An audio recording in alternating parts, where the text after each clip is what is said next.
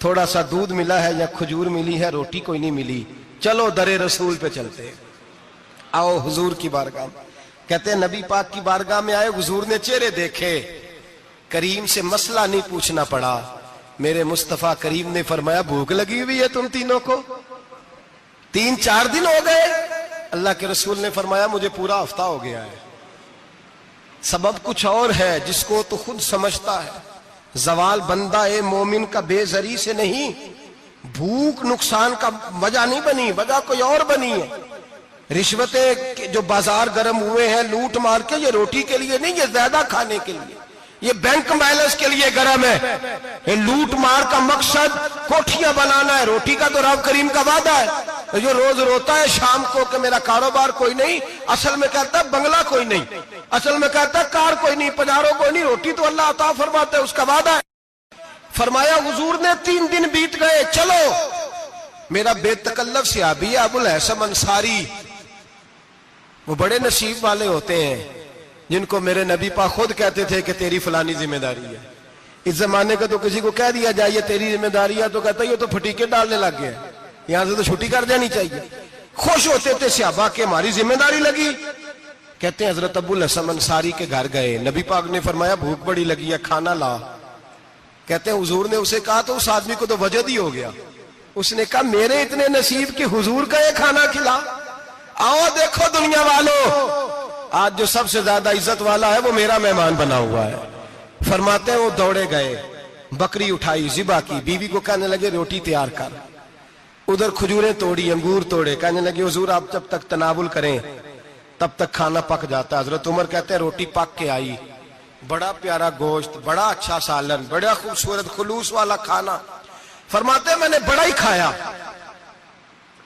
نبی پاک نے نہ ایک روٹی لی اور چھوٹی چپاتی، تھوڑا تھوڑا سالن کونوں سے، اور جب نبی پاک نے کھا لیا تو حضور کی آنکھوں میں آنسو آئے۔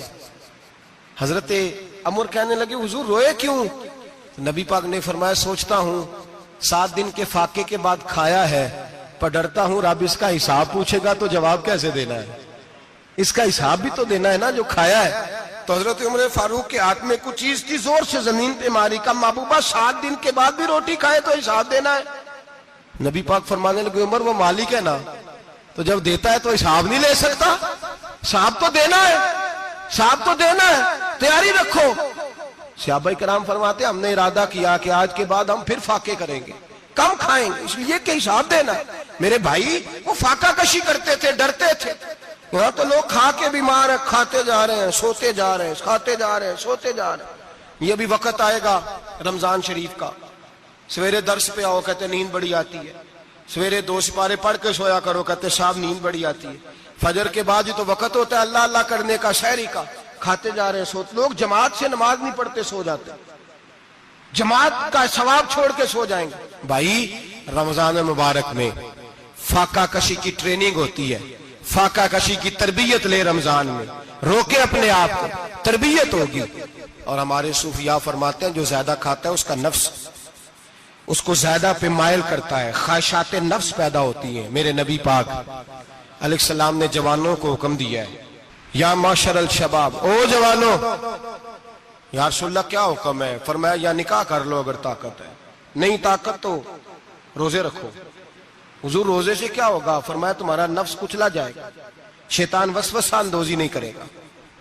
آج نوجوان بڑھ بڑھ کے کھاتا ہے، بہت زیادہ کھاتا ہے، کبھی اس ہوٹل سے کھاتا ہے، کبھی اس ہوٹل سے کھاتا ہے۔ اتنا زیادہ کھائیں گے تو نفسانی قوتیں اچھل کر کے آئیں گی، مشکل ہو جائے۔ شادیاں دیر سے ہوتی ہیں، ماں باپ آنکھیں بند کر کے بیٹھے ہوئے ہیں۔ اگر ماں باپ کی ذمہ داری ہو اور ماں باپ نکاح نہ کرے تو نبی پاک نے فرمایا بچے گناہ کریں گے تو جتنا گناہ بچے کو اتنا باپ کو بھی ہوگا۔ تو ماں باپ چپ ہیں، دوسرا شادی مشکل بڑی ہے، مہنگی بڑی، اور تیسرا نہیں کر رہے کچھ لوگ تو روزے بھی نہیں رکھ رہے۔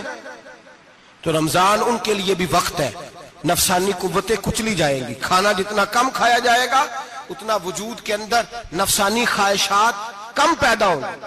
تو رمضان تو پریکٹس ہے مجاہدے کی، دین کی۔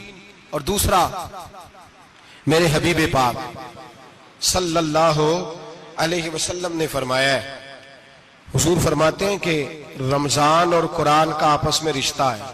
قرآن پاک کتنا پڑھنا چاہیے روزانہ؟ زیادہ سے اللہ جزا دے. امید ہے آپ زیادہ سے زیادہ ہی پڑھتے ہوں گے.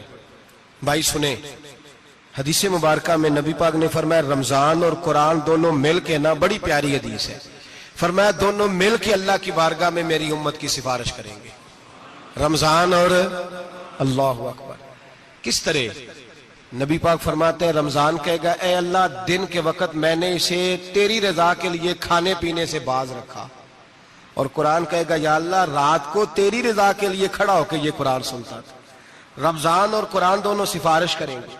ہم نا بڑا کچھ پڑھتے ہیں, سنتے ہیں, سیکھتے ہیں. اب یقین کریں یہ کھاتے بھائی کا بھائی سے اختلاف ہو جائے نا تو وہ 30 سال پرانے کھاتے کھول کے لے آتا ہے, ساری رات ڈھونڈتا ہے کہ میرے پیسے کہاں سے نکلتے ہیں, پڑھ لیتا ہے. قرآن پاک کی باری آتی ہے تو نہیں پڑھتے قرآن پاک. ابا جی کا ختم ہوتا ہے تو مانگتے پھرتے ہیں, کہتے ہیں 2 قرآن پاک 10 قرآن پاک. یہ باتیں بتانی نہیں چاہیے, کرنی نہیں چاہیے, لیکن چونکہ تربیت کے لیے بیٹھا ہوں تو کر دیتا ہوں. میرے شاگردوں سے پوچھیں, یہاں مدرسہ ہے الحمدللہ, درجنوں طلباء ہیں, اساتذہ ہیں, میرے پیر بھائی ہیں, اور میرا یہ دعویٰ ہے کہ شاید کوئی کسی سے اتنا پیار کرتا ہو جتنے میرے شاگرد اور مرید مجھ سے کرتے ہیں. لیکن میں نے کبھی کسی سے نہیں کہا کہ ذرا سورت فاتحہ پڑھ کے دینا, میں نے اپنے ابا جی کو ثواب دینا ہے. پوچھ لیں کسی سے نہیں کبھی کہا, کبھی نہیں میں نے کہا کہ ذرا مجھے تھوڑا سا قرآن پڑھ دیں. میں اس کو ناجائز نہیں کہتا, پڑھوانا چاہیے, لیکن میں اپنے والدین کے لیے کبھی سوال نہیں کرتا کہ مجھے ذرا پڑھ کے دو, میں نے بخشنا ہے. اس لیے کہ میں نے ذاتی طور پہ روٹین بنائی ہے. میں سمجھتا ہوں کہ کائنات کے اندر میرے اوپر جن لوگوں نے احسان کیے ان میں سب سے زیادہ حصہ میرے ماں باپ کا ہے. میں سمجھتا ہوں اس بات, کتنا نالائق ہوں میں کہ میں 1 مہینے میں ایک قرآن پاک بھی پڑھ کے ان کی روح کو احسال نہیں کر سکتا. میرا یہ طریقہ ہے ذاتی, میں قدغن نہیں لگاتا, میرا ذاتی طریقہ یہ, الحمد سے شروع کرو اور 2 سورتیں چھوڑ کے قرآن پاک ختم کر دو آخری, اور پھر فلق اور ناس صورتیں ساتھ لے جاؤ. یہاں بیٹھ کے سال ثواب نہیں کرنا, ختم نہیں دلانا, ساتھ لے جاؤ, قبر پہ کھڑے ہو جاؤ اور فلق اور ناس صورتیں قبر پہ بیٹھ کے تلاوت کرو, اور جو قرآن مجید پڑھا ہے ان کی روح کو وہاں احسال کرو. او بھائی, اولاد جب ماں باپ کے لیے پڑھتی ہے تو اسے کہنا نہیں پڑتا اللہ بخش دے, اس لیے کہ اولاد کی نیکیاں خود بخود ماں باپ کے کھاتے میں جمع ہوتی ہیں, خود نیکیاں جمع ہوتی ہیں. میرے بھائی تو بچوں سے یہ تو مطالبہ کرتا ہے کہ بیٹا اس سال رمضان المبارک میں میرے لیے ستو ضرور بنانا, فلانی چٹنی ضرور تیار کرنا, یہ کیوں نہیں کہتا بیوی سے کہ ڈشیں کم بنانا, تو بھی بیٹھ کے قرآن پاک پڑھ, میں بھی قرآن پاک پڑھتا ہوں. ادھر آؤ بیٹا یہاں بیٹھ کے تلاوت کرو, میں بھی کرتا ہوں. بیٹی ادھر آؤ بیٹھ کے قرآن پاک پڑھو. کتنا وقت لگتا ہے؟ حافظ اور قاری اور علماء اگر پڑھے تو 20-25 منٹ لگتے ہیں قرآن پاک کا سپارہ پڑھنے, اور اٹک اٹک کے پڑھنے والا بھی پڑھے تو 1 گھنٹہ لگ جائے گا. اور میرے نبی پاک صلی اللہ علیہ وسلم نے فرمایا جو قرآن پڑھتے ہوئے اٹک